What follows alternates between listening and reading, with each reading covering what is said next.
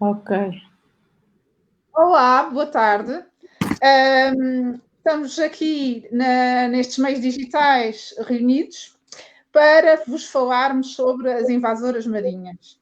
Temos connosco a doutora Ana Cristina Costa, que é professora na Universidade dos Açores e que trabalha com espécies não indígenas dulceaquícolas e marinhas nos Açores desde 1995.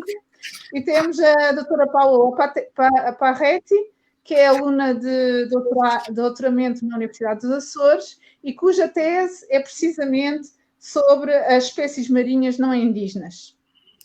E elas estão connosco, então, para nos ajudarem a responder a esta pergunta. As invasoras marinhas são um problema real para a biodiversidade marinha dos Açores.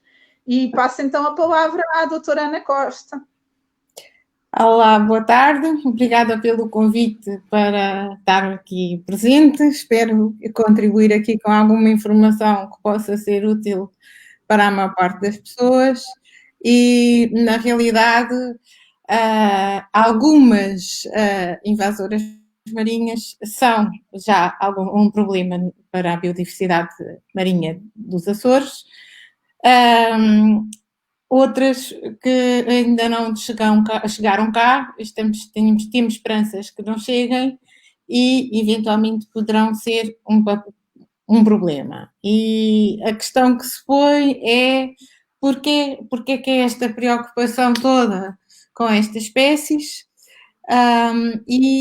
Porque a maior parte das pessoas não tem muito a noção do o que é que são estas espécies e realmente quais são as consequências que possam ter quando chegam a um ambiente e particularmente aqui nos Açores a uma ilha.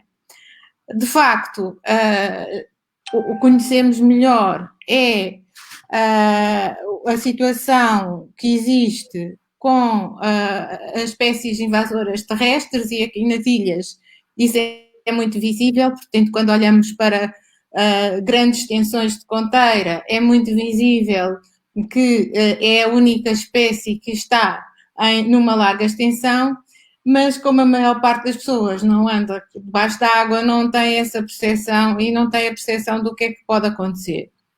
Na realidade, o que se passa é que algumas espécies que chegam cá por falta de predadores ou de consumidores herbívoros, se for o caso de uma alga, não têm, digamos assim, inimigos naturais, são muito competitivas por espaço relativamente a outras espécies e acabam por ocupar vastas áreas e como não houve uma evolução conjunta com outras espécies locais, quer sejam plantas, quer sejam animais, geralmente o que se passa é que essas espécies ocupam ou tendem a ocupar todo o espaço disponível e onde elas ocorrem acaba por não ocorrer mais nenhuma espécie, transformando-se num deserto, digamos assim, monoespecífico de uma espécie que geralmente também, na maior parte dos casos, também não tem muito interesse quer como alimento para outras espécies. E, portanto, espécies até com interesse comercial, por exemplo, peixes, deixam de ter o seu alimento disponível porque as algas ou os outros animais que costumavam existir nessa zona e que lhes proporcionavam, por exemplo, alimento, deixam de estar presentes e, portanto, no limite, pode realmente haver uma diminuição, inclusive, de espécies com interesse comercial e com alguma influência, portanto, a nível de todo o funcionamento de ecossistemas, só dá apenas um exemplo de uma coisa muito óbvia e que seja de maior percepção para a maior parte das pessoas. Em relação às espécies propriamente ditas, aqui nos Açores temos muitas espécies que chegam de zonas, vêm geralmente à boleia nos barcos, nos Açores em particular, nos cascos dos navios e dos iates, e acabam por se instalar, portanto, na região e algumas delas acabam até por não sair das marinas e não causar grandes problemas. A questão é que nós nunca sabemos até que ponto uma espécie que não é nativa de uma determinada região vai crescer desproporcionadamente e se irá ou não tornar um problema. Daí que a estratégia tem sido sempre, aqui também na região, mas em particular, portanto, a nível europeu, onde esta situação começa a ser bastante preocupante, a estratégia tem sido evitar ao máximo que as espécies chegam ou que se expandam ou que se disseminem uma vez instaladas. Portanto, aqui nos Açores, talvez a invasão, há duas invasões marinhas que são talvez mais óbvias para algumas pessoas, uma que é da Caulerpa uibiana, uma alga que surgiu no Faial. Vou talvez tentar aqui mostrar uma imagem que tenta, digamos assim, mostrar aqui algumas invasões que são mais comuns aqui nos Açores, ou que, como exemplo de invasões que estão a ocorrer aqui nos Açores. Vou tentar ver se consigo, na realidade, mostrar-vos essa imagem. Portanto, temos então aqui temos aqui então esta primeira, a Caulerpa uibiana, que é uma alga, desculpa, não é esta, é aqui embaixo, que se instalou na zona, portanto, no Faial, do lado de fora do Porto, e durante muito tempo ocupou uma extensa área e, digamos, terá sido aquela invasão mais óbvia que não se conseguiu, portanto, conseguiu-se de alguma maneira durante alguns anos controlar de alguma forma, mas há sempre problemas e está sempre em expansão. Aqui temos em cima também uma espécie que é conhecida com o nome vulgar de esparguete do mar. A maior parte das pessoas acha que é uma alga, na realidade é uma colónia animal, chama-se Amatia verticillata e tem um comportamento relativamente sazonal, aparece sobretudo no verão, com colónias de vários metros de extensão e prolifera geralmente nas marinas, e agarrado aos cascos e aos cabos dos barcos, etc., mas também ocorre e foi-se espalhando no arquipélago, não está cá há muito tempo, e foi-se espalhando e neste momento ocorre na maior parte das marinas do arquipélago e está também a aparecer fora das marinas e, portanto, enquanto que estas espécies se vão mantendo nos meios artificiais, que são as marinas, a questão não é muito problemática. É talvez pior quando começam a sair para zonas do meio natural, para fora das marinas, para áreas marinhas protegidas, etc. E, portanto, é isso que gostamos e gostaríamos de evitar e, obviamente, evitar algumas consequências que possam decorrer de uma expansão, digamos assim, descontrolada destas espécies. Não sei, tanto, não sei se queres perguntar mais alguma coisa mais específica ou se preferes que eu vá falando um pouco mais sobre estas questões. Nós aqui nos Açores.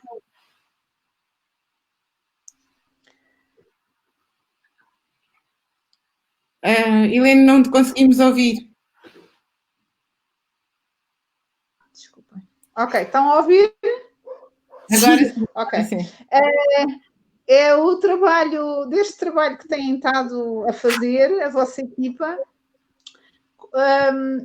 têm descoberto algumas coisas novas que antes não se conheciam, ou seja, organismos que estão nos Açores e que não se sabia que estavam presentes, e também se sabem a sua distribuição no arquipélago, ou se os estudos foram mais localizados? Nós temos estado a encontrar várias espécies, também vou então partilhar aqui algumas dos achados recentes, basicamente, estas até nem são as mais recentes todas, mas são relativamente recentes. Nós temos estado a fazer, portanto, ao abrigo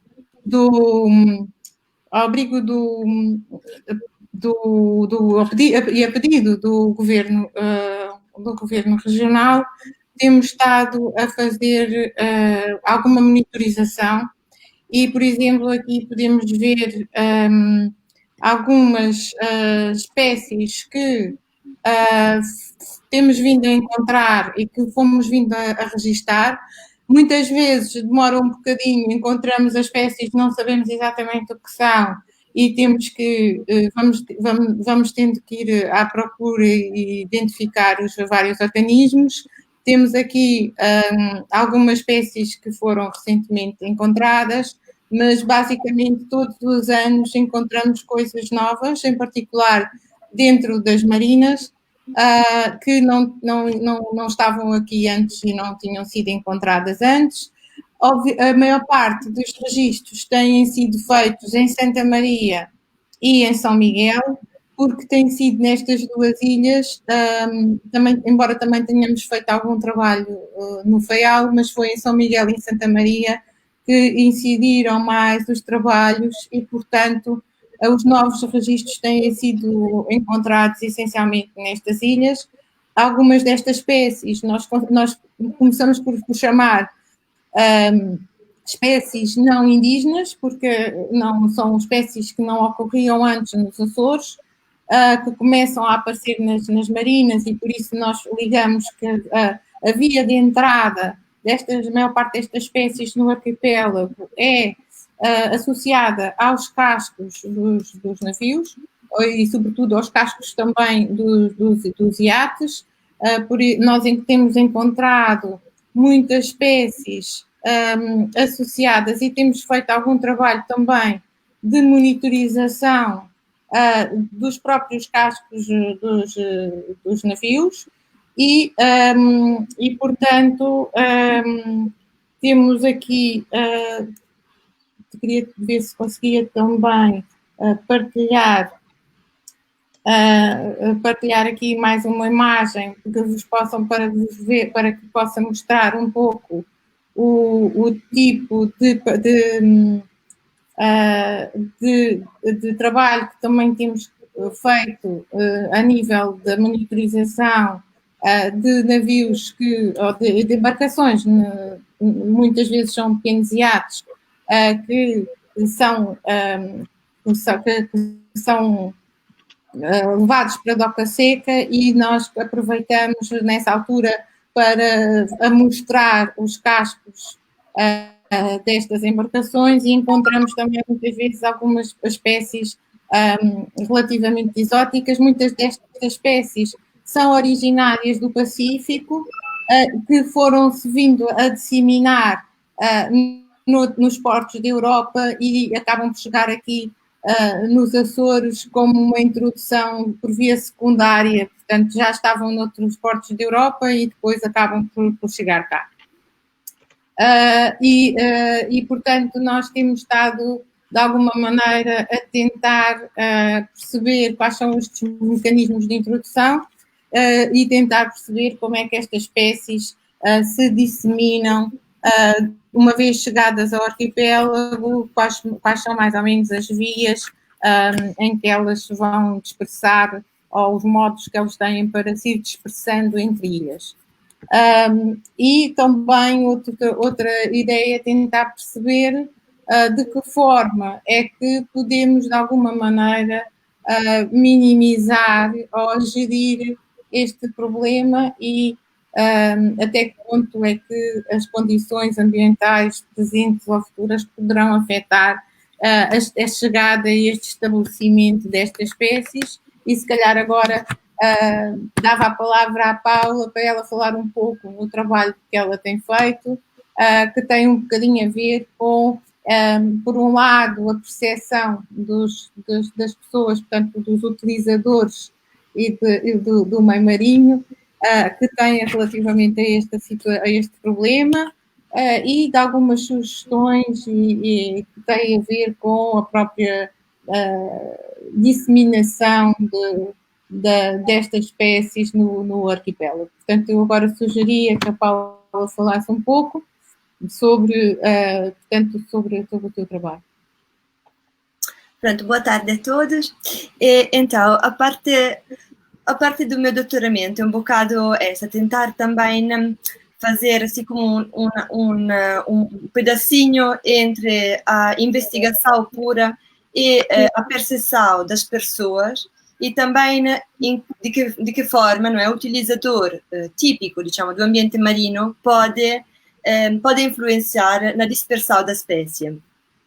Portanto, eu não sei se algum de você respondeu ao meu inquérito que mandei alguns anos atrás para saber um bocado, para tentar perceber que é que as pessoas sabiam sobre as espécies não indígenas nos Açores. O inquérito também foi feito na Ilha da Madeira e os resultados foram ótimos, no sentido que a maioria das pessoas já conhecia a existência desse tipo de espécie e reconhece o problema das espécies não indígenas.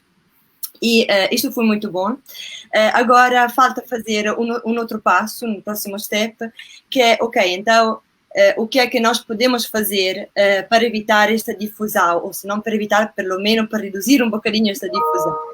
Então, partindo desta pergunta, eu consegui construir um modelo que utiliza como variáveis as características das marinas e um bocadinho o que é que faz o proprietário ou o utilizador típico de um barco, como é que ele toma conta do seu barco, como é que ele limpa o seu barco, se presta atenção ou não. E basicamente, com este modelo, nós conseguimos prever qual é que é a possibilidade de uma espécie não nativa sair da marina e ir nos sítios que são frequentados para, não sei, por exemplo, para os centros de mergulhos. E o modelo que eu fiz é um modelo público, dá para ver, e vamos ver se consigo mostrar, não tenho... Basicamente é interessante saber que, independentemente da qualidade da minha marina, que pode ter muitas espécies não nativas ou muitas poucas, quello que influencia muito é como nós tomamos conta do casco do nosso barco. Ou seja, se eu renovo a tinta anti-fouling, por exemplo, se eu levo o meu barco em doca seca muitas vezes durante o ano, se eu limpo o casco do meu barco, quando mesmo nas marinas não, porque é proibido, não se pode fazer, mas mesmo fora, longe das marinas, e com que modalidade eu limpo o casco do meu barco. Todas essas variáveis podem influenciar o risco do dispersão das niches. Como você podem ver aqui, se eu aplico tinta, se levo na doca seca, se limpo basicamente o meu barco, o risco de dispersão é mesmo muito baixo. Isso são valores que vão da 0, risco nulo, a 100, risco máximo. Se ao contrário, sou uma pessoa que, pronto, pongo a tinta de vez em quando, quase nunca levo a doca seca, quase nunca limpo o casco, e nem fora d'água, nem dentro d'água, o risco aumenta exponencialmente. A coisa interessante deste modelo que nós fizemos é que conseguimos comprovar a eficácia do modelo, que também é uma coisa muito difícil de fazer, e, portanto, pronto, o meu conselho é um bocado como sabemos que é um problema a chegada de nicho, sabemos que é um problema a difusão. Nós, como cientistas, não temos uma bola de cristal, nós não conseguimos dizer se chega esta espécie, certeza vai acontecer isto, ou não vai acontecer nada. O método melhor é prevenir. E, portanto, para prevenir, até agora a solução melhor é limpar melhor o casco, prestando mais atenção, e pronto, isto já podemos fazer muito. Portanto, estamos a chegar ao fim dos nossos 20 minutos, em que agora poderíamos responder a perguntas, mas eu penso que ainda não nos colocaram, através das redes sociais, nenhuma questão concreta. Eu gostava de perguntar, por exemplo, uma coisa é um operador local que se calhar têm alguma facilidade, ainda por cima muitas vezes os nossos operadores marítimo-turísticos usam embarcações pequenas e, portanto, temos alguma facilidade em fazer estes tratamentos e em colocar o barco em doca seca.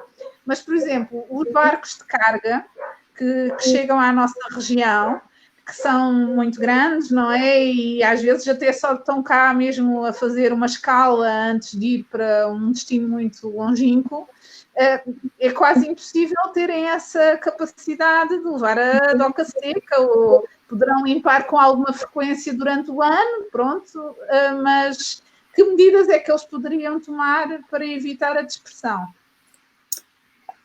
Pronto, essa é uma ótima pergunta. A verdade é que seria necessário, eu acho, duas coisas. A primeira, um investimento da parte dos proprietários das empresas dos barcos, dar garantia que o casco foi limpo, e quando, e com que frequência. E do outro lado, um investimento nas nossas marinas e nos nossos portos comerciais, porque existem já tecnologias que podem limpar rapidamente o casco do barco. Claro, isso exige dinheiro, exige um forte investimento. E há uma outra coisa, já agora posso acrescentar? Claro. Em relação, portanto, a questão, os barcos maiores acabam por ter uma dispersão a nível de casco.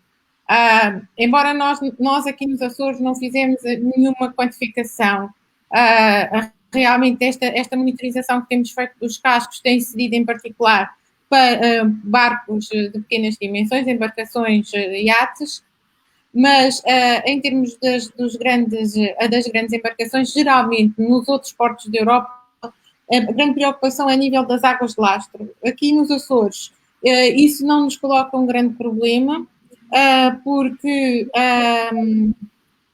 na realidade nós somos uma região onde os navios tomam lastro, água de lastro, em vez de libertar lastro, que é o problema da introdução das espécies através da água de lastro. Em relação à parte dos cascos, efetivamente nós não temos feito muita digamos assim, muita monitorização. Sabemos que muitos destes navios são essencialmente navios que operam entre os portos do continente com alguma portanto, que têm regularidade, sobretudo a nível dos cargueiros, e que vêm do continente e aqui na região param essencialmente no Porto de Ponta Delgada e na Praia da Vitória. Portanto, mas a avaliação concreta em termos de quantificação e da situação que é posta por estes navios, nós efetivamente ainda não temos dados. No entanto, quando a nossa preocupação aqui, relativamente ao trabalho, essencialmente da Paula, foi porque também os iates de pequeno porte que são aqueles que vão, que circulam muito entre as várias ilhas e entre as marinas mais pequenas, e por outro lado vão muito para áreas protegidas e circulam na zona costeira das várias ilhas, coisa que as grandes embarcações não fazem com regularidade. E, portanto, foi essa a preocupação da dispersão entre uma marina que pode estar mais ou menos contaminada, porque a situação das várias marinas não são comparáveis. No entanto, pronto, é muito fácil que embarcações que diariamente se deslocam de uma marina que está muito contaminada do ponto de vista de espécies não indígenas para zonas mais ou menos pristinas, o risco começa a ser relativamente grande da dispersão para o meio natural. Eu já agora colocaram aqui uma questão, Maria Ventura. Eu tenho a ideia que as Ilhas das Flores e Corvo ainda não têm presença de espécies invasoras marinhas, pelo menos em larga escala. É monitorizada porque as Flores é a primeira ilha que os velejadores e que os iatistas chegam quando chegam ao arquipélago. E nós fizemos uma primeira, há uns anos atrás, uma primeira, digamos assim, vistoria muito rápida, fora da água, olhando só para os pontões, e vimos, não estávamos lá ao abrigo deste programa, estávamos lá a fazer outro trabalho, e tivemos alguma curiosidade de espreitar nos pontões da marina das Lajes, e, de facto, observámos várias espécies não indígenas, e eu penso que um trabalho de cuidado na marina iria nos trazer, da marina nas Lajes, iria nos trazer muitas surpresas, e sim, há outras espécies que nós ainda vamos considerando como espécies não indígenas e que já estão, inclusivamente fora das marinas, também nas flores, mas que são espécies que neste momento já existem e estão praticamente naturalizadas, como, por exemplo, as algas, as esparagópsis. Portanto... Já agora, temos aqui outra pergunta. Inês Martins. Quais são as principais espécies marinhas invasoras que chegam à região? E existem diferenciação de espécies entre os 3 grupos geográficos da RAA? Não sei se têm dados, porque como uma vez que disseram que o vosso trabalho está concentrado no grupo ocidental, mas de qualquer maneira deixe-vos responder à pergunta. Pode-se dizer, quer dizer, que nós temos efetivamente já, mesmo a nível, portanto, há vários grupos, neste momento, as espécies marinhas, mais o maior número de espécies não indígenas que chega ao arquipélago são de algas, e essas não, curiosamente, aparecem mais fora das marinas do que dentro das marinas. Dentro das marinas temos mais animais. Dentro destes animais temos alguns crustáceos, bastantes, e temos muitas ascídeas. Portanto, o maior número de espécies de invertebrados dentro dos grupos dos invertebrados é a nível das ascídeas, mas temos também briozoários e alguns crustáceos. Nem todas estas espécies, algumas delas têm, portanto, registros de invasões graves noutros locais do globo. Aqui nos Açores, tirando tanto o briozoário, que eu falei há pouco, que a Amatia verticillata, e também a Caulerpa, as invasões não têm sido muito graves. No entanto, em termos de diferenciação, existe diferença entre as várias marinas do arquipélago. Todas as marinas têm espécies, ou encontramos espécies que vamos encontrando numa marina e não temos noutra, ou a composição entre estas espécies não indígenas das várias marinas vai variando, e embora nós não tenhamos dados muito bons das marinas nos grupos central e ocidental, mesmo dentro das marinas, entre as marinas de São Miguel e a marina de Santa Maria há diferenças, e mesmo as duas marinas irmãs, digamos assim, de Ponta Delgada, são diferentes em termos das espécies que ocorrem num lado e do outro, portanto, da marina, aquilo que nós chamamos em Ponta Delgada a marina nova e a marina velha. Portanto, há diferenças, há algumas espécies que estão em todas, há algumas espécies que por enquanto se mantêm só em algumas marinas. Na Vila Franca também temos um conjunto ligeiramente diferente de espécies daquelas que temos em São Miguel. Portanto, há muitas espécies comuns, mas há algumas que vão sendo específicas, mas depois vão começando a aparecer nas outras marinas também. Portanto, há aqui também uma disseminação entre marinas, digamos assim. Muito bem. Olha, estamos mesmo a acabar o nosso tempo. Gostava só de fazer uma última pergunta, rápida, que é: acham que uma certificação ambiental e turística de embarcações deve passar pela esta questão da propagação das exóticas invasoras marinhas? Deve ser levado em consideração esse fator numa certificação de caráter ambiental? Eu gostava que tivesse assim. Se pode é fazível. Okay. Esta é outra história. Pronto, é assim, okay. Na realidade, por exemplo, Portanto, há países que levam esta questão muito, muito a sério, nomeadamente a Austrália, a Nova Zelândia e até as Ilhas Galápagos, e há mecanismos de gestão que se podem aplicar, mesmo inclusivamente às próprias marinas, que nós não falámos aqui, mas há cuidados que devem ser tidos em conta na gestão da própria marina, que está relacionada com a maneira de limpar os flutuadores e todas as estruturas e os cabos, etc., todas as estruturas que estão na água. Devia haver regras muito rígidas relativamente aos modos como se fazem as limpezas das embarcações. Há marinas na região que eu tenho conhecimento que não permitem a limpeza dos cascos dentro da água, e essas marinas, pelo menos estou-me a lembrar de uma marina, a Marina de Angra, que realmente é uma marina que à partida é a marina que eu conheço com o menor número de espécies exóticas.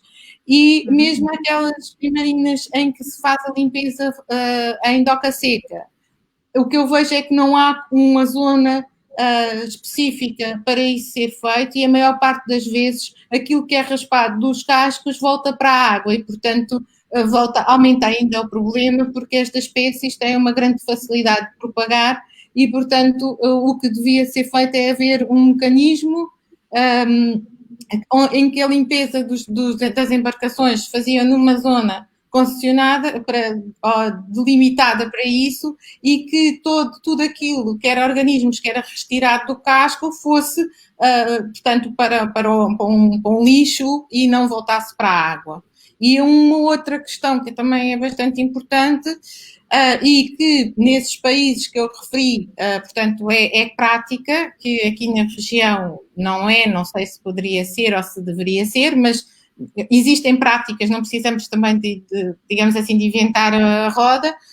Portanto, há certificações, portanto, as embarcações que chegam a esses arquipélagos trazem, digamos assim, uma certificação da data que foi feita a última limpeza ao casco, e há uma inspeção do casco antes da embarcação entrar nesse país, ou nessas marinas, e dependente do estado em que esse casco estiver do ponto de vista de organismos incrustados, poderá ter que ser sujeito a uma limpeza ou ficar numa quarentena antes de entrar na marina. Portanto, há uma série de mecanismos que se podem efetivamente, e se as coisas puderem ser más, se estiverem mesmo muito más, pode ser inclusivamente negada a entrada das embarcações nas marinas. Portanto, isso é feito em alguns países. Agradecemos imenso, então, a partilha dos vossos conhecimentos e da vossa prática e experiência neste campo com todos os interessados que tiveram a assistir e que ainda podem assistir no futuro, porque estas nossas conversas vão ficar disponíveis tanto no Facebook como no YouTube, como no site próprio da campanha Açores Entre Mares. Agradecemos imenso a vossa colaboração. E gostaria só então de divulgar que vão continuar a haver conversas noutros dias. As perguntas a ser respondidas por especialistas vão sendo colocadas nas nossas redes sociais da Direção Regional dos Assuntos do Mar ou da campanha Açores Entre Mares, e poderão assistir noutros dias a outras pequenas conversas sobre temas interessantes e relevantes para o mar da região. Mais uma vez, muito obrigada, e então até à próxima. Obrigada.